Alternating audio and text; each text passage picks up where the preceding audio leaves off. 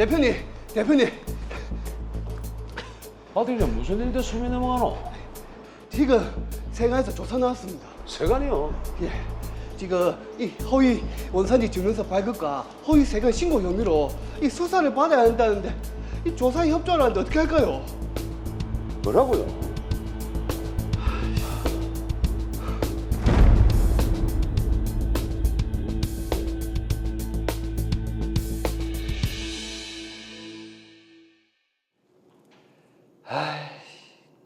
원산지 인증 수출자 지위 인증 받았더니 이 뭐 이래 교육받고 할 게 많노?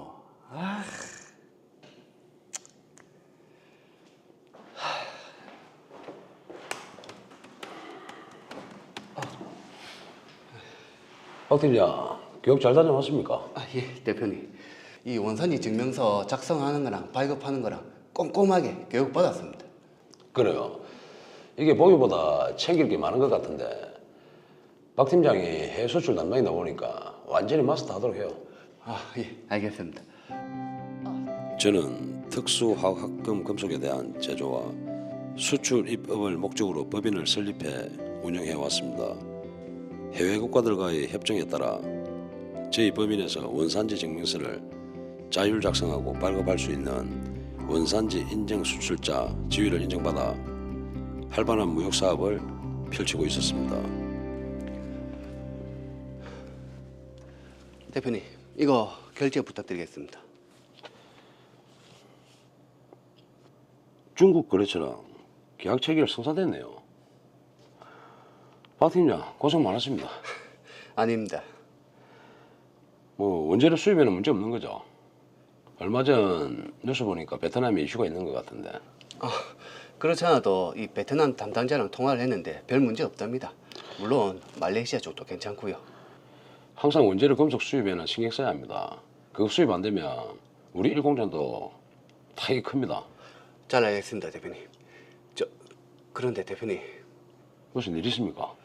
예, 이 요즘 계속 원자재 가격이랑 인건비가 오르고 있어서 그건 다른 업체도 마찬가지 아닙니까?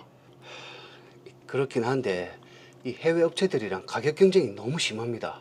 이대로 가다가는 수익이 너무 떨어진다 이 얘기죠. 예. 일단 알겠습니다. 방법을 찾아보죠. 여기 보시면 중국, 인도, 인도네시아, 말레이시아 보시면 이번 달 경쟁력을 보시면 2만 달러, 내년 말년에는 1,000만 달러.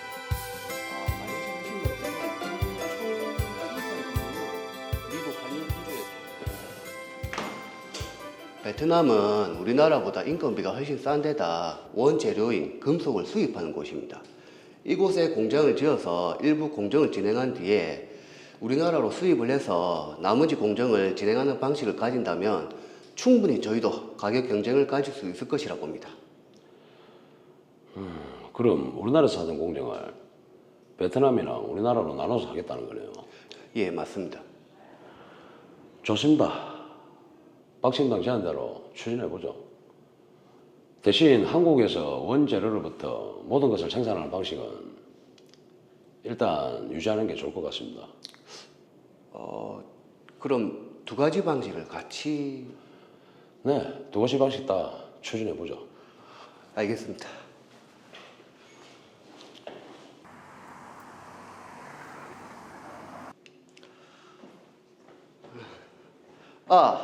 혜주 씨, 그 원산지 증명서 발급하는 거 예전 회사에서도 해봤다고 했지?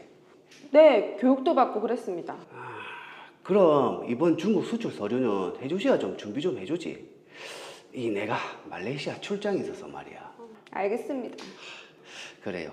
그 우리 혜주 씨 실력으로 스카우트한 직원이니까 믿어도 되겠지? 네, 맡겨만 주세요.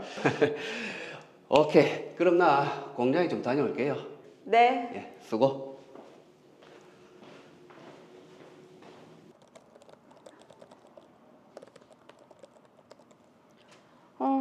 중국 거래처에 보낼 서류는 모든 특수학금에 대한 국내산 원산지 증명서 발급됐고 세관 신고도 국내산으로 신고 완료. 오케이, 다 됐네.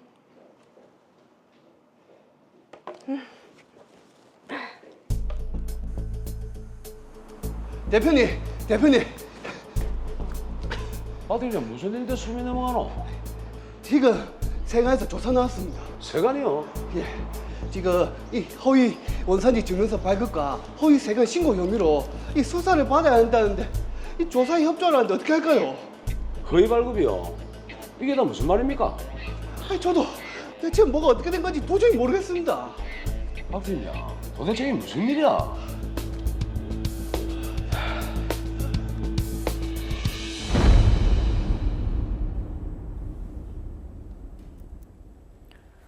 자, 그러게요. 이게 무슨 일입니까? 지금 김선태 씨 회사가 허위 발급 그리고 또 허위 세관 신고 혐의를 받고 있네요. 그렇죠. 사실 이게 수출입을 하고 있는 이 기업 운영하시는 분들이 기본적으로 이 정도 사실을 알고 있어야 되는데 네. 의외로 알고 있지 못하는 분들이 생각보다 많았습니다. 그래서 저희 더 로이어에서 오늘 좀 꼼꼼히 한번 짚어보겠습니다. 특수화학합금 금속에 대한 제조와 수출입업을 하고 있는 김선태 씨는 법인을 설립 운영하면서 원산지 인증 수출자 지위를 인정받았는데요. 해외 국가들과의 협정에 따라 법인에서 직접 원산지 증명서를 자율 작성하고 발급하면서 사업을 펼치고 있었습니다. 그러던 중 해외 인건비 상승과 원자재 가격 변동 등으로 인해 고민하는 일이 자주 발생하면서 회사 매출에도 타격이 생겼는데요. 이에 대한 방안으로 베트남에 공장을 건립해 그곳에서 일부 공정을 진행한 후 국내에 원자재를 들여오는 계획을 수립, 실행하게 됐습니다. 그런데 이후 이 제품을 가공해서 중국으로 수출하면서 문제가 생겼는데요. 알고 보니 담당 직원이 전 과정이 국내에서 이루어진 것으로 원산지 증명서를 발급한 것이었습니다. 이에 세관에서는 허위 원산지 증명 발급과 허위 세관 신고 혐의로 수사를 받아야 한다고 통보를 해온 상황입니다. 네, 허위 원산지 증명 발급과 허위 세관 신고 혐의를 받고 있는데 이 부분 한번 짚어보도록 하겠습니다. 자, 최재원 변호사님, 일단 문제가 되는 부분이 구체적으로 어떤 거죠? 네, 사례에서 보면 회사에서 생산하는 금속 합금의 제조 공정이 좀 변경된 것으로 보입니다. 네. 근데 이제 그런 변경된 제조 공정이 정확히 반영되지를 못하고 원산지 증명 서류가 발급된 부분이 있고요. 그 다음에 이제 원산지에 대한 정보가 변경되지 않고 또 세관에 수출 신고가 또 된 부분. 이렇게 두 가지가 크게는 문제되는 것 같습니다. 네. 그러니까 이제 원산지가 한국산이 아닌데 한국산으로 잘못 표기된 부분이 좀 문제가 된다 이렇게 보시면 되겠습니다. 자, 무역에서 말하는 이 원산지 증명 발급 이게 어떤 건지 좀 알려주세요. 네, 우선 이제 원산지 증명서란 이제 영어로는 Certificate of Origin이라고 하는데 뭐 줄여서 CO라고도 합니다. 예. 특정 물품이 이제 어느 국가에서 생산되었는지를 공식적으로 증명하는 문서입니다. 그러니까 이제 보통 이제 수출국의 상공회의소 등에서 이런 문서를 발급을 하는데요. FTA 그러니까 이제 자유무역협정이 체결된 국가 간에 특별히 그 정해져 있는 특혜 관세를 적용하기 위해서 발급하는 증명 서류다 이렇게 보시면 되겠습니다. 네. 좀 더 쉽게 설명을 해드리자면 그 한국산이 이제 자유무역협정이 체결된 상대 국가에 수출될 때는 관세 특혜를 받을 수 있거든요. 예. 그렇죠. 그러니까 이제 원산지를 한국산이라고 증명하기 게 중요한데 그런 걸 증명하는 서류다 이렇게 보시면 되겠습니다. 근데 금방 말씀하신 대로 그 상공회의소에서 발급을 한다고 그랬는데 이렇게 업체가 직접 발급하는 그런 경우가 있나 보네요. 그러게요. 네, 우선 이제 말씀하신 대로 이제 원산지 증명서는 보통 이제 수출국의 어떤 상공회의소 등에서 주로 발급을 합니다. 네, 그런데 원산지 인증 수출자로 인정을 이제 법적으로 받게 되면 그 업체는 자율적으로 원산지 증명서를 발급할 수 있게 되고요. 또 원산지 증명에 관한 절차를 좀 간소화해가지고 물품을 수출을 할 수도 있습니다. 예. 네, 사례에서 보면 이 업체도 이제 마찬가지로 원산지 인증 수출자 지위를 가지고 있었던 것으로 보이고 그래서 자율적으로 원산지 증명서를 발급해 왔던 것으로 보입니다. 네.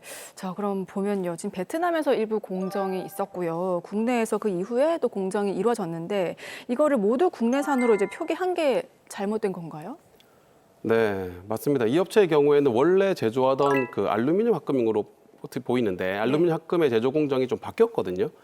그러니까 처음에는 이제 국내에서 모든 공정을 진행해서 합금을 만들었다가 나중에는 이제 베트남에서 일부 공정을 거친 다음에 어느 정도 만들어진 합금을 다시 수입을 해가지고 그 수입한 것에다가 추가 공정을 좀 해가지고 중국으로 수출을 이렇게 했습니다. 네. 그러니까 여기서 이제 처음 했던 거랑 좀 다르게 베트남에서 어느 정도 만들어가지고 이제 물품을 수입해서 중국으로 수출을 했는데 이것을 이제 원산지 증명서 발급할 때 국내산으로 했다. 그래서 그 위반 행위로 의심받는 것 같습니다. 자, 그러면 원산지 증명서를 잘못 발급했을 때는 어떤 법률이 적용이 되나요? 네, 우선 이제 원산지 증명서를 허위로 발급하게 되면 이제 고의냐, 과실이냐에 따라 조금 달라지긴 하는데 일단 자유무역협정의 이행을 위한 관세법의 특례에 관한 법률, 줄여서 이제 FTA 관세법이라고도 합니다. 이 법률이 적용이 되고요. 그 외에 이제 수출할 때 제품의 이제 원산지 표시가 또 잘못되면 뭐 대무역법이나 또는 이제 관세법 위반이 뭐 될 수 있습니다. 야, 이게 지금 자유무역협정의 이행을 위한 관세법 의례 특례에 관한 법률 위반. 길죠? 잉? 너무 길어서 반드시 위반할 것 같은 그런 느낌이 살짝 드는데. 헷갈리네. 근데 요거 지금 보면 이 원산지 증명이라는 거를 담당자가 실수로 잘못 좀 한 것 같거든요. 근데 요 사소한 실수 하나로 적용되는 법률이 3개, 그리고 위반이 3개. 와, 이게 좀 너무한 거 아닌가요? 네, 이제 아무래도 행동 하나로 이제 법률 위반이 뭐 3가지나 되는 것이 좀 의아해하실 수 있습니다. 네. 이제 그런데 이제 우선 각각의 법률이 규정하는 내용들이 조금씩은 이제 다르거든요. 네. 그러니까 먼저 이제 FTA 관세법의 경우에는 여기서 원산지 증명 서류 자체의 작성이 좀 허위로 됐기 때문에 그 위반 여부가 문제가 됩니다. 이제 그러니까 FTA를 체결한 양 국가 간에는 특혜 관세를 적용하기 위해서 그 원산지 증명 서류가 아주 중요하거든요. 네. 그런데 그 서류를 이제 잘못 발급했기 때문에 처벌을 받게 된다. 뭐 이런 것이고요. 그리고 일반 관세법의 경우에는 수출할 때 세관 신고를 거치게 되어 있는데 그 세관 신고를 할 때 그 작성할 때 그 세관 신고 서류에 원산지가 국산으로 되어 있으면 국산이 아닌데도 불구하고 국산으로 신고했기 때문에 세관 신고를 잘못했다. 이런 의미로 이제 처벌을 받게 됩니다. 그럼 대외무역법은 어떤 부분이 적용되나요? 네, 이제 대외무역법 같은 경우에는 이제 뭐 그 법률 자체가 공정한 무역 거래를 확립하기 위해 만들어진 법률입니다. 그래서 이제 산업통상자원부에서는 원산지 표시 대상 물품을 정하고 있고 그 원산지 표시 대상 물품에 해당하면 수출자가 원산지를 이제 표시를 해야 되는데 그거를 거짓으로 하면 처벌하는 규정을 두고 있습니다. 네. 정리하자면 여기서 해당 업체가 수출하는 물품에 대해서 원산지 증명 서류를 잘못 발급한 거면 FTA 관세법이 적용이 되고 그 다음에 수출할 때 세관 신고할 때 이제 원산지를 잘못 기재했을 때는 일반 관세법이 적용이 되고 그리고 원산지 표시 대상 물품으로 지정되어 있는 물품에 대해서 원산지 표시를 잘못했을 때는 대외무역법이 적용이 된다 이렇게 보시면 되겠습니다. 네. 자, 어쨌든 지금 세관에서 조사를 받게 되는 또 그런 상황인데 네. 자, 이런 세관 조사는 일반적인 수사하고는 좀 절차나 방법이 다른가요? 네, 우선 이제 세관에서는 일단 의심 사례로 이제 판단을 하게 되면 네. 원칙적으로는 방문 조사를 하게 됩니다. 이제 다만 이제 서류나 장부만으로도 서류가 조사가 된다 하면 서면 조사를 하는 경우도 있고요. 그리고 이런 이제 방문 조사는 이제 법률의 규정에 따라서 조사 시간이 이제 업체의 근무 시간 내에 이루어지도록 되어 있습니다. 예. 이런 이제 조사 절차나 방식에 대해서는 뭐 관세 조사 운영에 관한 훈령이라든지 뭐 세관 공무원의 범죄 조사에 관한 훈령이라든지 이런 이제 규정에 따라서 정해주고 있고요. 그다음에 이제 조사 결과 관세법으로 이제 볼 여지가 있는 경우에 이제 그때는 다시 이제 고발을 한다든지 아니면 검찰에 송치를 한다든지 또는 이제 좀 경미한 경우에는 통고 처분을 한다든지 네. 이런 절차로 이루어지고 있습니다. 야, 이게 그냥 조사 결과 만약 혐의가 밝혀진다면 처벌은 어느 정도 될까요? 네, 이제 제일 관심 있어 하실 부분인 것 같은데 법률 규정만 딱 놓고 보면 FTA 관세법 위반 혐의가 인정된다면 그 해당 법률 제44조 2항의 규정을 하고 있는데 2천만 원 이하의 벌금에 처해질 수 있고요. 네. 만약에 이제 고의가 아니고 이제 과실로 이제 잘못 서류를 발급했다라고 하면 이제 금액이 좀 줄어들어서 300만 원 이하의 벌금형에 처해질 수 있습니다. 그 FTA 관세법이나 관세법은 그렇다 치고 지금 대외무역법 같은 경우는 굉장히 좀 처벌이 셀 것 같거든요. 네. 어떻습니까? 네, 맞습니다. 대외무역법이 처벌 규정이 굉장히 높은데요. 대외무역법 위반 혐의가 인정이 되면 해당 법률 53조 2에 이제 규정을 하고 있는데 5년 이하의 징역 또는 1억 이하의 벌금형에 처해질 수 있습니다. 그리고 이제 말씀드린 것처럼 이제 관세법은 조금 처벌 규정이 좀 약하긴 하지만 그래도 이제 해당 신고 이제 허위 신고된 물품의 원가에 해당하는 벌금형이 처해질 수도 있습니다. 자, 그런 벌금 외에도 행정 제재 같은 것도 받지는 않는지 지금 아무래도 신고를 잘못한 원산지 자율 증명 부분에 제재가 있지 않을까 하는 생각이 들거든요. 네, 맞습니다. 만약 이제 허위로 원산지 증명서를 발급한 게 인정이 돼 버리면 네. 그 FTA 관세법상 원산지 인증 수출자 지위는 당연히 취소될 것으로 보이고요. 그 외에 각각의 수출 행위에 따라서 이제 과태료 처분도 나올 여지가 있습니다. 이게 무역이라는 게 상대국의 거래처가 있지 않습니까? 네. 그게 원산지를 잘못 쓴 거라면 이게 좀 여기에서는 이제 중국인데 그 거래처와의 분쟁도 좀 생기지 않을까요? 네, 사실 이 부분이 가장 좀 주의해야 될 부분이고 가장 크게 문제가 될 수 있는 부분인데요. 중국에서 이제 이 업체의 물품을 수입한 수입업자의 경우에 보면 네. 이제 원산지가 한국산이라는 이유로 이제 원산지 증명서를 발급받았고 예. 그리고 이제 특혜 관세를 적용받아 가지고 이제 물품을 수입해서 또 거기 중국에서 판매를 했을 거거든요. 그렇죠. 그런데 만약 원산지 증명서가 허위라는 판단이 나오고 또 혹시라도 중국 당국에서 이 부분을 좀 문제를 삼게 되면 그 이제 중국 수입업자는 혜택받은 관세 부분만큼 모두 이제 징수당하게 될 수도 있습니다. 그렇다면 그 금액도 적지 않을 뿐더러 그 해당 업체에서 손해배상 소송을 또 제기할 수도 있습니다. 그렇죠. 예. 그럴 경우 손해배상의 그 규모라든지 또는 이제 다른 해외 거래처와의 좀 분쟁이라든지 이런 것들까지도 고민해봐야 될 부분이긴 합니다. 자, 그러게요. 여러 가지 또 복잡한 상황이 생길 수가 있는데, 자, 그렇다면 김선태 씨와 회사는 좀 어떻게 대책을 세워야 될까요? 네, 우선은 이제 본 사안 같은 경우에는 제가 볼 때 FTA 관세법과 관련해서는 원산지 증명서가 실제로 잘못 발급된 게 맞는지는 좀 꼼꼼하게 먼저 살펴봐야 될 것으로 보입니다. 왜냐하면 김선태 씨 회사에서는 이제 베트남에서 일부 공정이 완료된 물품을 수입한 것도 있지만 네. 그 원래 하던 대로 처음부터 이제 해당 업체에서 모든 공정을 진행한 물품도 사실은 있었거든요. 그렇죠. 두 가지로 했어요. 네, 그래서 이제 그런 부분을 좀 살펴봐야 되고 그리고 또 원산지를 분류하는 AHS 코드라는 것이 있는데 AHS 코드에 따라서 실제 상품이 그 세 번에 맞게 적용이 됐는지도 한번은 살펴봐야 됩니다. 네. 그리고 이제 원산지 증명서 발급이 잘못된 게 맞다고 하더라도 이제 그런 게 이제 고의가 아니고 과실인 경우에는 벌금형이 낮아지니까 과실이라는 부분을 적극적으로 뭐 입증을 좀 해야 될 필요가 있겠습니다. 네. 그리고 이제 대외무역법과 관련해서도 대외무역법상 국내산 제품의 원산지 판정 기준이 또 별도로 있거든요. 그러니까 이제 그런 판정 기준에 따라서 원산지를 국내산으로 볼 수 있는지 여부도 좀 꼼꼼하게 살펴볼 필요가 있겠습니다. 예. 자, 그러게 관련 이제 일을 하셔도 법은 또 잘 모르시는 분들이 계시다고 하니까 그렇습니다. 예, 이런 네. 대외 무역법이나 또 FTA 관세법을 잘 몰라서 실수했다가 곤란에 처한 분들께 또 한 말씀 해주시죠. 네, 수출입 업무를 담당하는 분들이라도 이제 대외무역법, 관세법 혹은 저 FTA 관세법 내용이나 규정을 잘 모르는 분들이 많습니다. 보통 이제 거래하는 관세업체나 이제 관세법인을 통해서 통관 업무를 다 이제 맡기고 수출입 업무도 다 맡겨서 진행을 하다 보니까 아무래도 이제는 법률이나 이런 문제점에 대해서는 좀 소홀을 할 수밖에 없습니다. 예. 그런데 이번 사례처럼 이제 문제가 생기고 나면 직접적인 책임을 지는 것은 결국 해당 수출 업체가 될 수밖에 없거든요. 그럼요. 따라서 수출입 관련 업무를 많이 하는 업체의 경우에는 수출입 관련 업무를 전담하는 뭐 직원을 또 둔다든지 또 관세법인 등하고 같이 좀 협업도 많이 해서 업무를 수시로 체크할 필요가 있겠습니다. 이번 사례처럼 실제 조사에서 이제 문제가 되는 경우에는 뭐 심한 경우 형사처벌까지도 가능할 수 있으니까요. 이런 경우에는 또 법률 전문가의 상담을 반드시 받아보시기를 권해드립니다.